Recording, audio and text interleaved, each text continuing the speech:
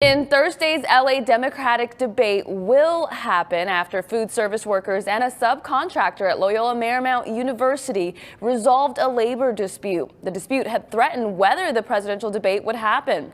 All 7 candidates who qualified for the debate said they would skip the event if it meant crossing a picket line. The debate was originally scheduled for UCLA, but it was moved to LMU over a separate labor dispute there.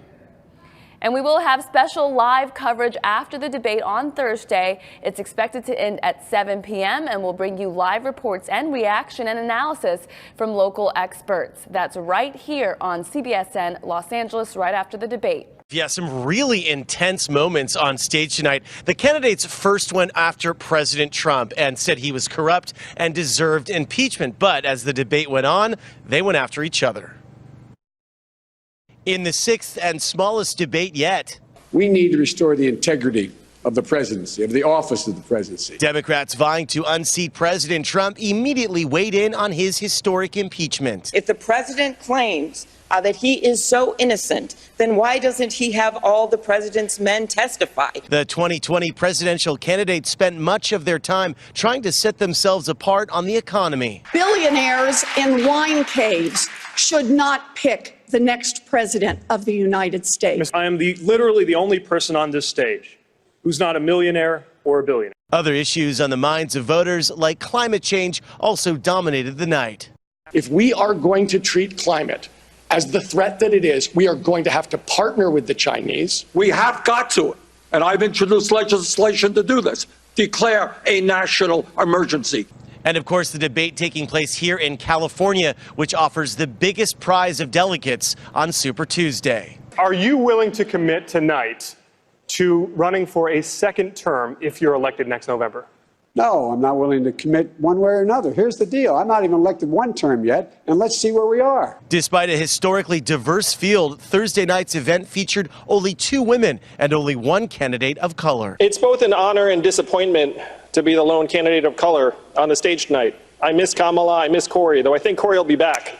The first nominating contest of the 2020 primary season, the Iowa caucuses, is less than 2 months away. Yeah, so that vote is very close, and that is not lost on the candidates. They are still trying to close the gap in some cases. There were a number of other debates on the stage tonight, including about immigration and, of course, a raucous debate about climate change. Reporting live on the LMU campus, Tom Waite, KCAL 9 News. Tom Waite kicking us off tonight. In campaign 2020 news, the race for the White House is now the first where the challenger is running against an incumbent, impeached president. Tonight, a narrowed field of Democrats will hold their 6th and final debate of the year, trying to convince voters they should unseat President Trump. CBS 4's Danya Backus has more from Los Angeles. 7 out of the 15 Democratic candidates for president will take the stage tonight at Loyola Marymount University in Los Angeles. This is the most important one we've had so far. Joe Biden, Bernie Sanders, Elizabeth Warren, Pete Buttigieg, Amy Klobuchar, Tom Steyer, and Andrew Yang will participate. The field's dramatically narrowing down, so you'll get more time looking at each candidate. And they're debating in heavily Democratic California, the biggest prize of the primary season.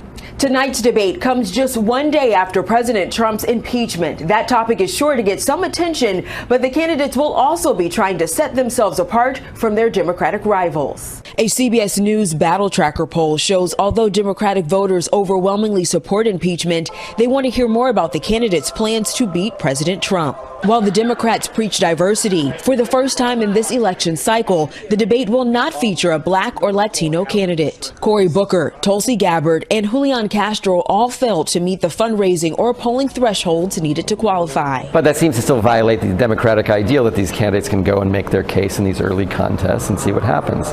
They don't even get to Election Day anymore. Also absent tonight, former Massachusetts Governor Deval Patrick and former New York City Mayor Michael Bloomberg, who joined the race late. Voters will make the ultimate choice. Iowa kicks off primary season in just 46 days. Danya Backus, CBS News, Los Angeles. And although they won't appear during tonight's debate, Booker and Castro are airing TV ads targeting voters in early primary states while their rivals are on the debate stage.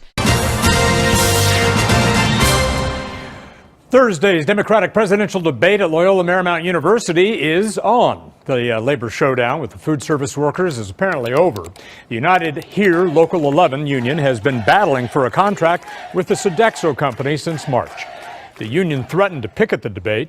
The 7 invited candidates vowed not to cross that, throwing the whole thing into limbo. But, last-minute negotiations ended this morning with a tentative deal.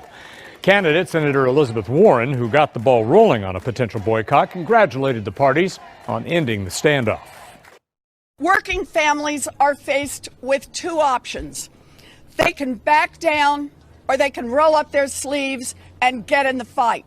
The workers of Unite Here get in the fight and they win. And so now the stage is set for the 7 candidates to duke it out for now the 6th time. Pavilion. Another group watched at a nearby viewing party. And KCAL 9's Sarah Donchie is live from LMU with more on what they had to say about those candidates. Sarah? Well, Sharon and Jeff, we're not too far from where Tom was and from where the debate itself was held. But here at the College of Business Administration, students gathered in one of the lecture halls for a very unique experience, a chance to watch a debate unfolding live right on their own campus, just a few feet away. We shot some video from earlier when there were a lot of people here attending. The campus was originally expecting a couple of hundred here at this lecture hall, maybe a few shy of that, but certainly several dozen students, faculty, not only that, but members of the community in Westchester and the surrounding area, people who live near the LMU campus, gathered here tonight for refreshments, a chance to talk to their fellow classmates, to their fellow community members about the issues that they care deeply about, and a chance to watch this debate together. Something that people said was really a cool experience and something that was really, really important to them. A lot of these students were very informed about the issues. Even those who hadn't watched previous debates said they were watching this one very carefully. In fact, we talked to faculty members and students about their reaction and about what they cared to see tonight and what it was like to have the debate on campus. Take a listen to what they had to say. I didn't get to see the last 2 debates, but it's really nice that it is at this school, and I'm actually kind of getting to hear more what the candidates are saying. I'm seeing a lot of overlap, and I feel like at this point it might be about who might be most electable and who can go up against Trump. But overall, I think we all have great candidates. It's an honor to have this debate on our campus. I think everyone was really, really excited when it was announced that it was going to be here. It's a huge deal. And I love going to school here so much, so I was really excited that this was going to be a part of going to school here. And there are so many students here watching the debate live, and some students even in the actual room where the candidates are debating, watching and tuning in and putting in their input. Yeah, that was a sentiment that we heard echoed by many students, that they were very proud to see this happening on their campus, that they were very engaged for that very reason. And it's important to note a lot of these students volunteered, not just inside of the event itself, but outside. A lot of setting up went on at LMU to host this debate, something that was viewed on a national stage. Reporting live from LMU, Sarah Donchie, KCAL 9 News. The stage is set after a labor dispute threatened tonight's Democratic presidential debate. The show will go on. CBS 2's Tina Patel is live in Westchester with a look at what we can expect tonight. Tina? It is quiet on the Loyola Marymount University campus right now, but that will not be the case later on tonight. The work dispute that had been going on was worked out earlier this week, so the debate will go on planned at 5 p.m. Now take a look at this video, because it's only less than 2 months now until the Iowa caucuses, and candidates are running out of time to separate themselves and make their case for why they're the best one to take on President Trump in the 2020 election. The criteria to take part in the debates is stricter now in terms of fundraising and polling. So tonight we will see and hear from only 7 candidates: Joe Biden, Bernie Sanders, Elizabeth Warren, Pete Buttigieg, Amy Klobuchar, Tom Steyer, and Andrew Yang. You'll get more time looking at each candidate. So those that are following the race and the candidates who want to sort of win in Iowa in in a month and a half or so from now, this is huge. California Senator Kamala Harris dropped out of the race since the last debate. Former New York City Mayor Mike Bloomberg jumped into the crowded race, but because he's self-funding his campaign, he did not qualify to be here tonight. Now back out here live, this is the first time we're going to hear from many of these candidates since yesterday's historic impeachment vote. We will see how much that topic comes up later on tonight.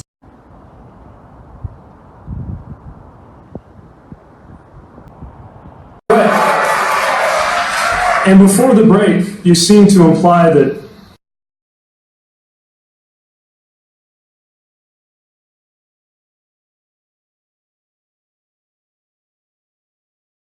from the beginning. That's why I think Secretary Gates and some members of the Pentagon were. I will ask for forgiveness.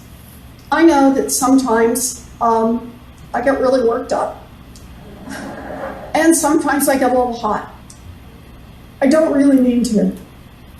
What happens is when you do 100,000 selfies with people,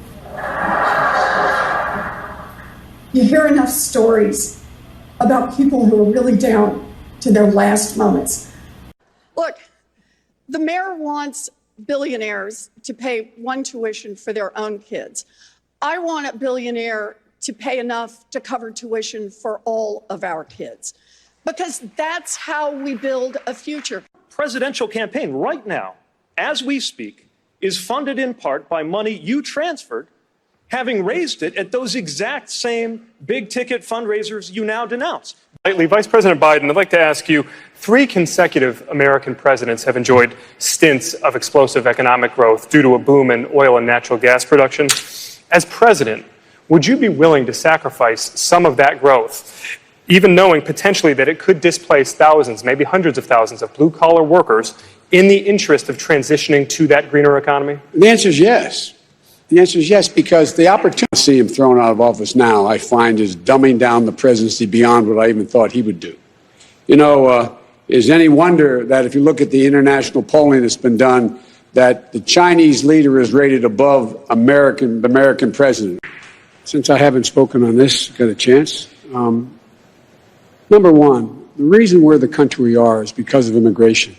We've been able to cherry pick the best from every single continent.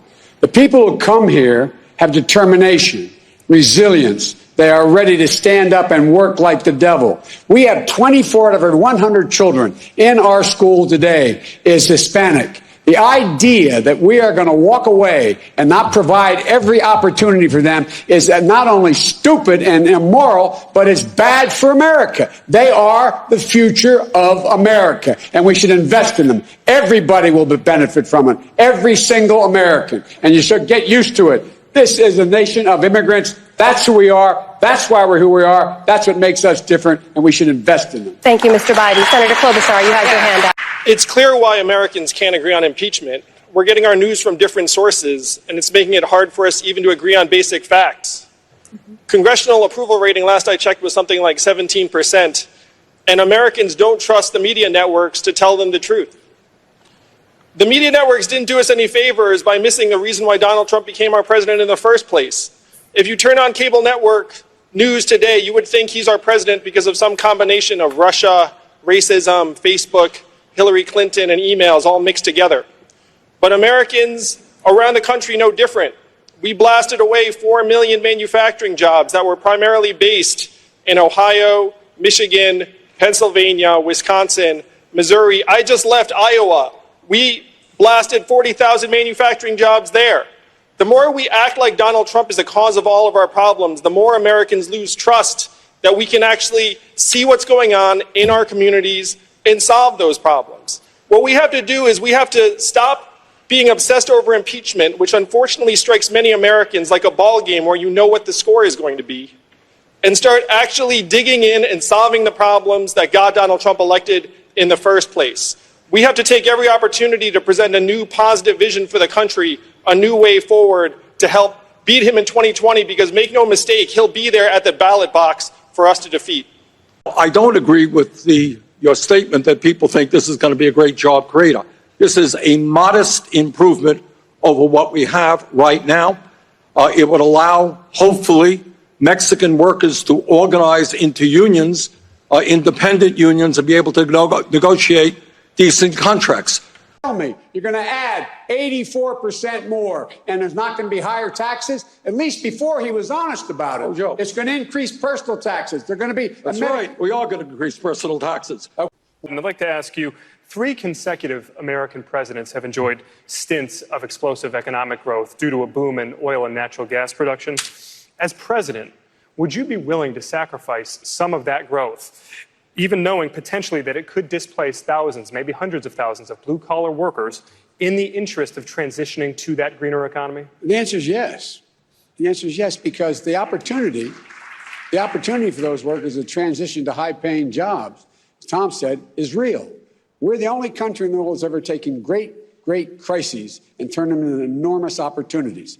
I've met with the union leaders. For example, we should, in fact, be making sure right now that every new building built is energy contained, that it doesn't leak energy, that in fact we should be providing tax credits for people to be able to make their homes turn to solar power. Where there's all kinds of folks out here, right here in California, we're now on the verge of having batteries that are about the size of the top of this podium, that you can store energy when in fact the wind isn't blowing and the sun isn't shining. We have enormous opportunities. For example, you talk about would we relocate people who, in fact, were in a position where they lost their homes? We have to not rebuild to the standard that existed before when we talk about when we come in and help people. We have to rebuild to the standard that exists today. For example, we shouldn't build another new highway in America that doesn't have charging stations on it. We have an opportunity to put 550,000 charging stations so that we own the electrical vehicle market, creating millions of jobs for people installing them, as well as making sure that we own the electric vehicle market. There's so many things we can do, and we have to make sure we explain it to those people who are displaced that their skills are going to be needed for the new opportunities. Thank you, Vice President. Position where he's not going to be able to intimidate the base, his base is not going to intimidate those half a dozen Republicans we may need and other things. I refuse to accept the notion, as some on this stage do, that we can never get to a place where we have cooperation again. If that's the case, we're dead as a country. If anyone has reason to be angry with the Republicans and not want to cooperate, it's me. The way they attack me, my son, and my family, I have no love. But the fact is, we have to be able to get things done. And when we can't convince them, we go out and beat them. We, in fact, should make sure that we begin to rebuild our alliances, which Trump has demolished, with Japan and South Korea, Australia, and Indonesia. We, in fact, need to have allies who understand that we're going to stop the Chinese from their actions. We should be gone to the UN immediately and sought sanctions against them in the United Nations for what they did. Thank you, Mr. Mayor. Not beating them over the head and telling them they're part of the problem. We'd like to switch gears slightly. Vice President Biden, I'd like to ask you, 3 consecutive American presidents have enjoyed stints of explosive economic growth due to a boom in oil and natural gas production. As president, would you be willing to sacrifice some of that growth, even knowing potentially that it could displace thousands, maybe hundreds of thousands of blue-collar workers in the interest of transitioning to that greener economy? The answer is yes. The answer is yes. On him. But they had their differences, and they did start to get after it, especially in the second half. Taxes, trade, leadership, relative strengths and weaknesses, a wild explosion over money in politics. So also, to add one note that should be obvious to all, you were served